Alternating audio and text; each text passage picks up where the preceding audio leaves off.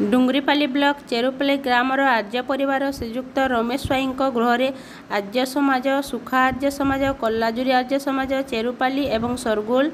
समाजसेवी भाई मान उपस्थित स्वाई परिवार सहयोग द्वारा विश्वर कल्याण निमंते 21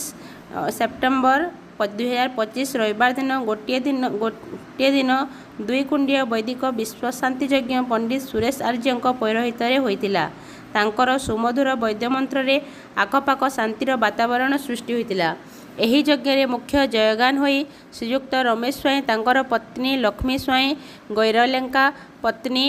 अमूल्य लेंका निर्मल साहू पत्नी लता साहू कलाकान्नू मेहर पत्नी विलासिनी मेहर सुशांत मुटरिया पत्नी सीमा मुटरिया यज्ञ बसिथिले।